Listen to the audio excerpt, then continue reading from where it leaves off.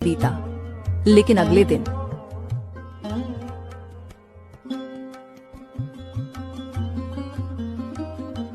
बाहर आओ उमेश, महाराज ने तुम्हें तुरंत महल में बुलाया है। महाराज ने हमें क्यों बुलाया है? तू रातों रात राजा कैसे बन गया और इतना बड़ा महल कैसे बना लिया? यह तो राजा के प्रति गद्दारी है, इसलिए महाराज ने तुम्हें बुलाया है। सैनिक उमेश को पकड़कर राजमहल ले जाता है।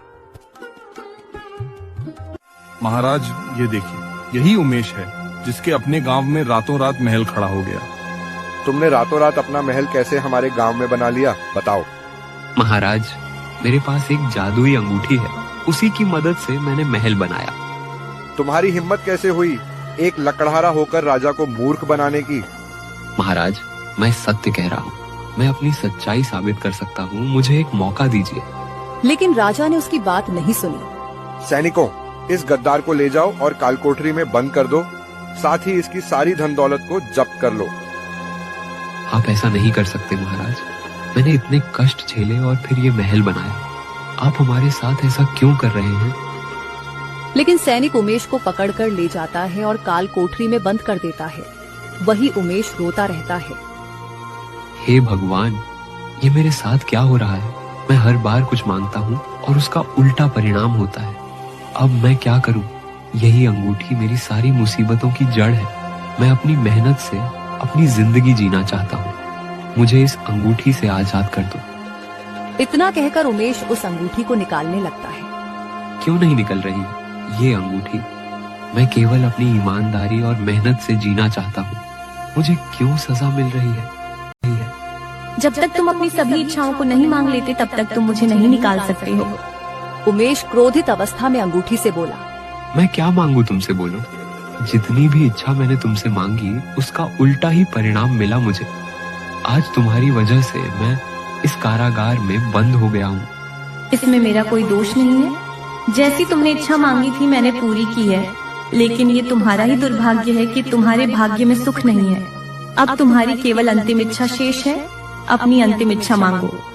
अब मैं तुमसे कोई इच्छा नहीं मांगूंगा। वहीं दूसरी तरफ राजमहल में मंत्री जी, अब मैं क्या करूं?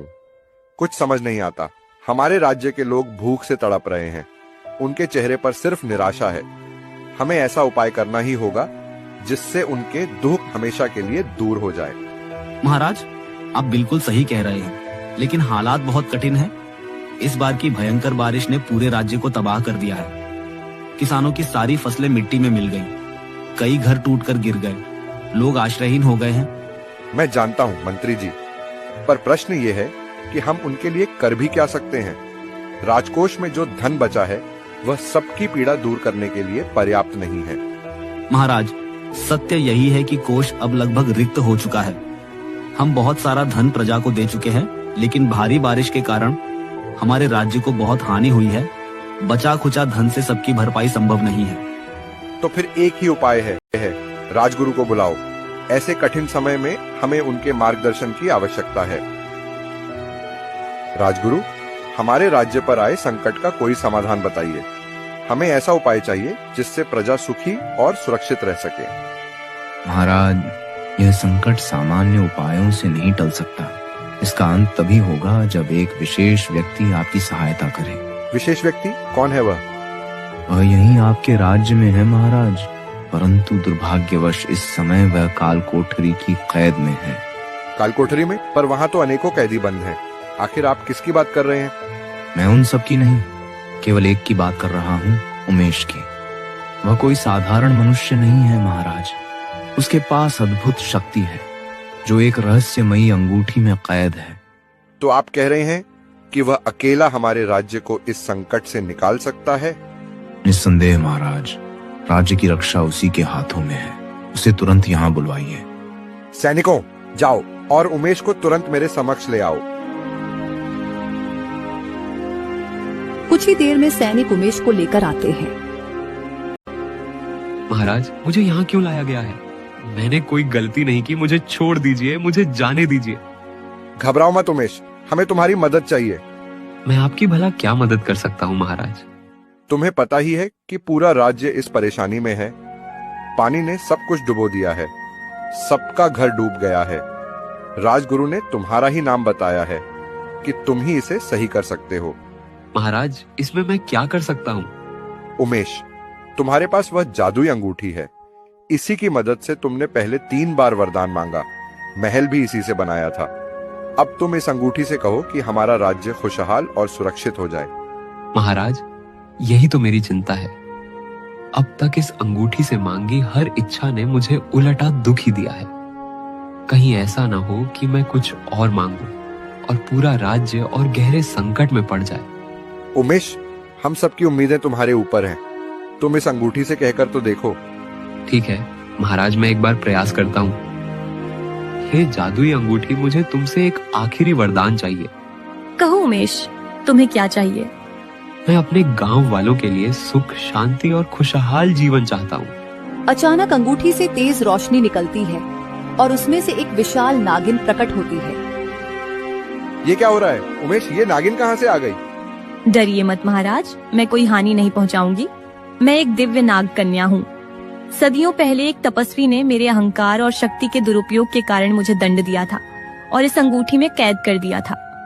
तो इसका मतलब तुम ही वो शक्ति थी जो मेरी इच्छाएं पूरी करती रही। हाँ उमेश, मैंने तपस्वी से अपनी भूल की क्षमा मांगी। तपस्वी को मुझ पर दया आ गई और मुझे अंगूठी से मुक्त होने का उपाय बताया कि जब कोई ऐसा व्यक्ति जिसके भाग्य में सुख ना हो वो अंगूठी पहन ले, जिसके बाद मैं उसकी 4 इच्छाओं को पूरा कर दूं, लेकिन चौथी इच्छा वो अपने लिए नहीं बल्कि दूसरे के हित के लिए मांगेगा, तो ही मैं इस अंगूठी से आजाद हो पाऊं। को मुझ पर दया आ गई और मुझे अंगूठी से मुक्त होने का उपाय बताया कि जब कोई ऐसा व्यक्ति जिसके भाग्य में सुख ना हो वो अंगूठी पहन ले, जिसके बाद मैं उसकी 4 इच्छाओं को पूरा कर दूं, लेकिन चौथी इच्छा वो अपने लिए नहीं बल्कि दूसरे के हित के लिए मांगेगा, तो ही मैं इस अंगूठी से आजाद हो पाऊंगी। देवी, इसका अर्थ है कि उमेश ने आपका श्राप तोड़ा और आपको मुक्त कर दिया। हाँ उमेश, तुम्हें अपने गांव को बचाने के लिए तुम्हें उस मटकी को ढूंढना होगा जिससे तुमने मुझे उठाया था। उस मटके की मिट्टी को लेकर तुम पूरे गांव में बांट दो। जब लोग उस मिट्टी को अपने खेतों में डालेंगे तो सबकी फसलें उग जाएंगी और जो खेत पानी से डूबे हैं वे हरे भरे हो जाएंगे। तुम्हारा धन्यवाद देवी, मैं ऐसा ही करूँगा। इतना कहकर नागिन तेज प्रकाश में विलीन हो जाती है। उमेश उस घने जंगल की ओर चल पड़ता है। थोड़ी देर चलने के बाद उमेश पेड़ के पास पहुंचता है और मटकी को देखता है। ये रही मटकी। अब मुझे जल्दी से इसे लेकर गांव वालों के पास जाना चाहिए। उमेश जैसे ही मटकी को छूता है, तेज रोशनी फैलती है और आवाज आती है। तुम मुझे ऐसे ही नहीं ले जा सकते हो। इसके लिए तुम्हें एक सवाल का उत्तर देना होगा। यह मटकी तो बात कर रही है, यानी यह एक जादुई मटकी है। इसे लेना है तो मुझे इसके प्रश्न का उत्तर देना होगा। ठीक है, मैं तुम्हारे प्रश्न का उत्तर देने के लिए तैयार हूँ। पूछो।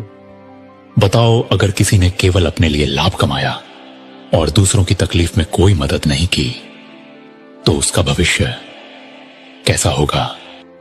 जैसी करनी वैसी भरनी, अर्थात जो दूसरों के भले के लिए काम करता है वही सुख पाता है, और जो केवल अपने लिए सोचता है उसे अपने कर्मों का फल भोगना पड़ता है।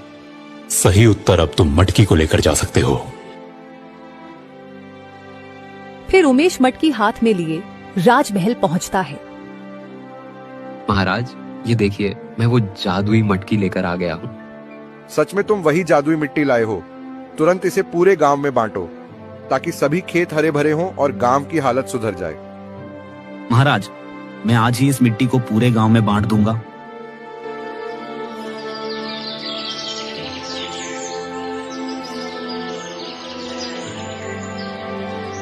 उमेश, तुम्हारे कारण हमारे राज्य में पुनः सुख शांति लौट आई है। नहीं महाराज, मैंने कोई महान काम नहीं किया। मुझे बधाई मत दीजिए। जो किया वह सिर्फ मेरा फर्ज था। उमेश के कारण राज्य में सुख शांति आ जाती है और राजा ने उमेश की सारी धन संपत्ति जो राजा ने जब्त कर ली थी उसे लौटा दिया और उमेश अपने परिवार के साथ सुखी जीवन व्यतीत करने लगा।